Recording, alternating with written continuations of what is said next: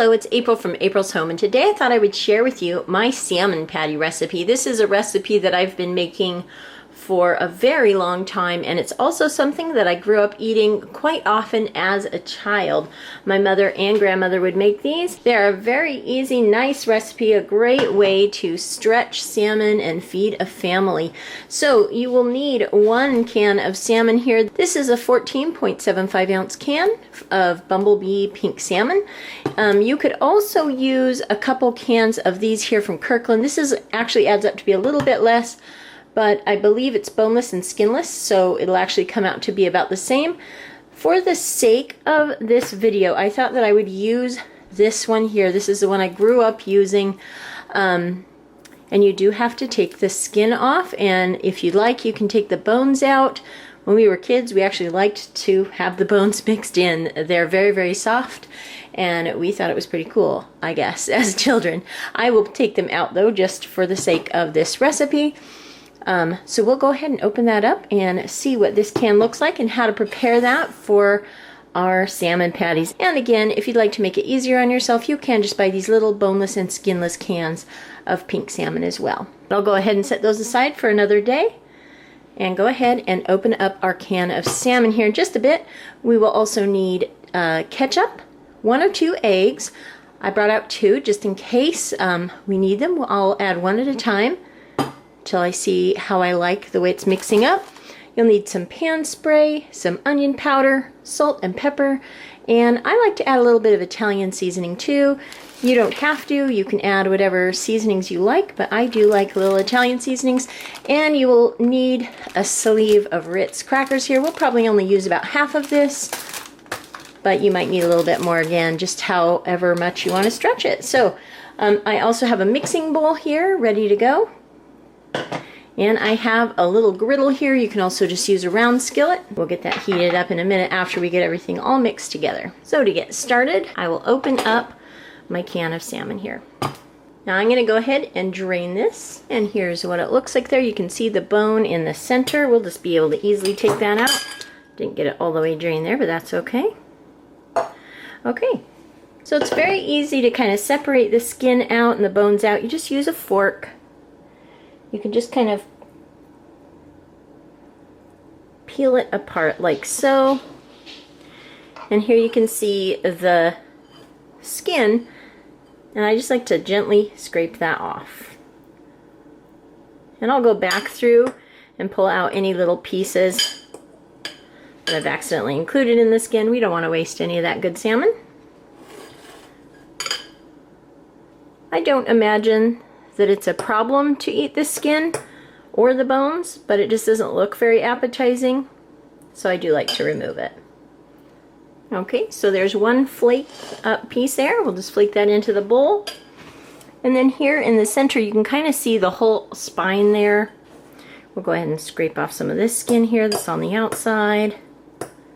See, this is a little bit more time consuming, and that's why the other cans are nicer to use. But again, I don't have a problem doing this. We used to do this all the time growing up. You just open it up, you can just scrape the bones out just like so. There they are. And if there are any bone pieces left in it, just make sure you grind them up. They literally just fall right apart. They're very soft. It's not like if you're finding bones in a fresh piece of fish. It's a little bit different than that. If it's easier, you can just use your hands, your cleaned hands, to go through and pick off, separate out the skin from the actual salmon fish. Okay. And you'll have to kind of peel it open a bit, just like so, to reveal more of the skin. Just kind of do that. You can break it apart in sections, just like so, to reveal the different areas that have skin. So I'm going to go ahead now and finish plucking off all the salmon here from this meat, wash up my hands, and I'll come back to mix this up. So I've got all the skin and bones removed, and I flaked that up in the bowl here. Usually like a fork to mix this up. So I'm just going to kind of break up the fish a little bit more here. Then we'll be ready to add our ingredients. I will definitely say I love the idea of using the boneless and skinless. Now, I had forgotten the process of that, and there's quite a bit of skin to remove, but again, it wasn't that hard. So there we go, we're ready for that. And let's see, I think I'll start with a little bit of ketchup. I'll start with about 1/4 cup here. We can add more as we go along. Stir that around there. I'm gonna go ahead and add my crackers now. A lot of people use saltines, and I used to use saltines for things like meatloaf and salmon patties and things like that. But then I started using Ritz. I really love using Ritz in these recipes because they crush up so nicely and really turn into like a fine breadcrumb. And any little pieces that are bigger like that, you can just further break those up either with your hands or with the fork.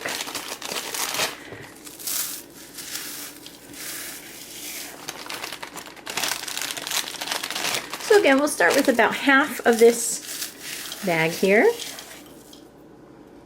Okay, and on top of the cracker crumbs, I'm going to go ahead and add a little bit of onion powder, just to taste. Same with my pepper and salt. Just a shake. A little bit of salt. And again, a little bit of the Italian seasonings. Just like so. And I think for good measure, I'll add a dash of Lowry's as well. I really love Lowry seasoning. So again, just a little dash there, just for a little extra flavor. Okay, I'm going to kind of toss those seasonings around with the crackers. Kind of stir everything together there.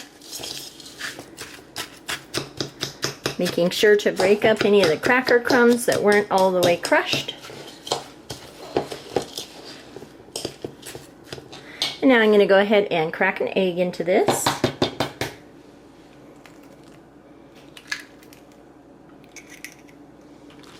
And then kind of stir that up in the center there and then incorporate it throughout the mixture.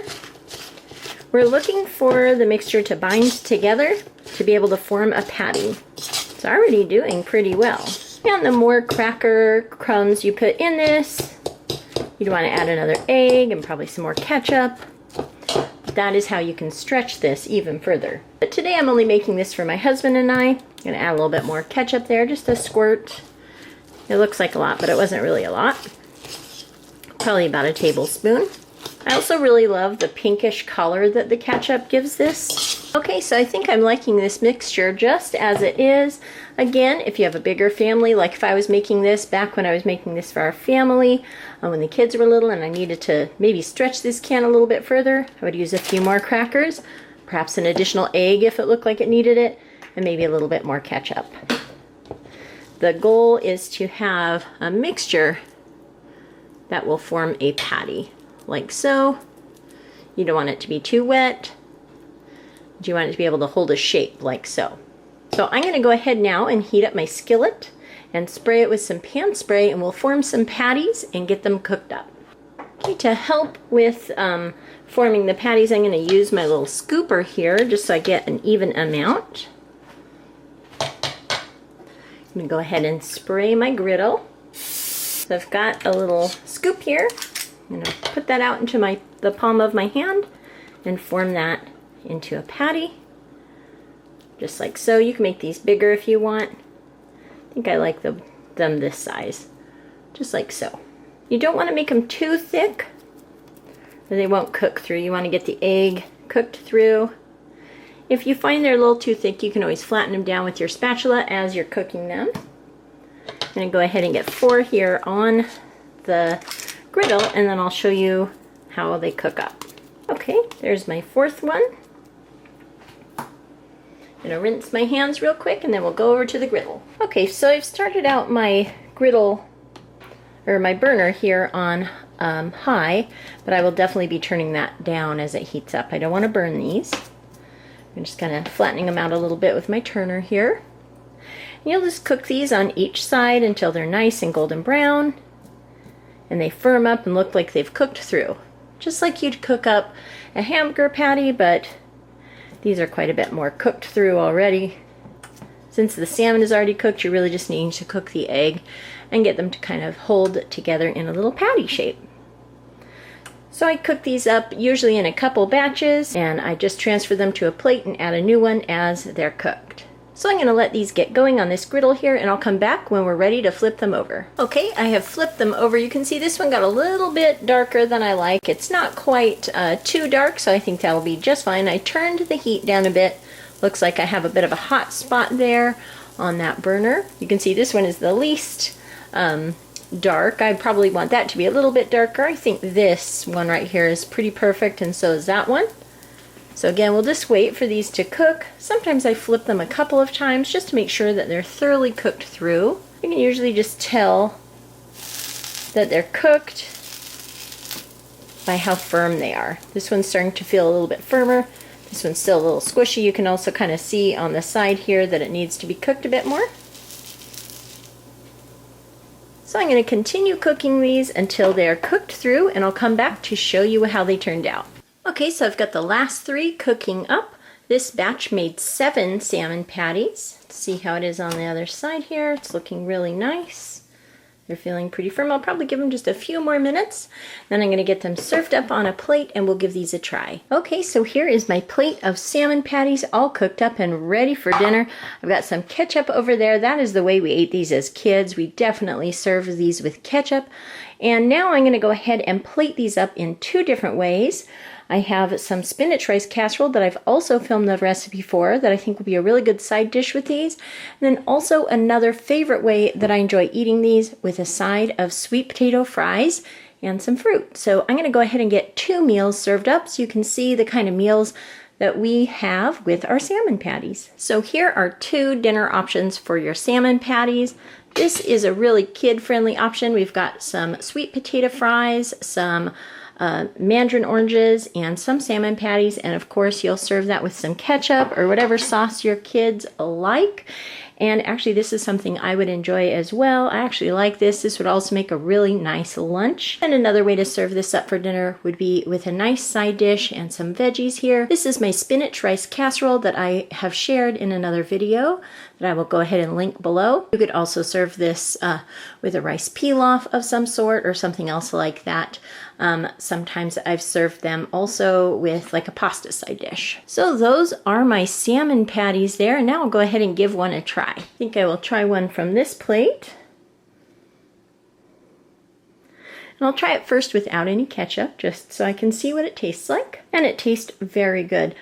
I really enjoy adding the Italian seasonings to these. A lot of recipes do not call for the Italian seasonings in these, but it really does give them a little bit of a nice, extra nice little flavor there with the extra Italian spices. Now I'm going to try a bite in ketchup. That is also a yummy flavor and definitely how I ate it when I was a kid. And one more bite with some of the rice here. That is a really wonderful flavor combination. I love the subtle spinach and cheese flavor in the spinach rice casserole. It works perfectly with the salmon flavor. So those are 2 dinners that you can serve up with your salmon patties. I hope you give this really easy and classic recipe a try. Thank you so much for watching, and I'll talk to you later. Goodbye.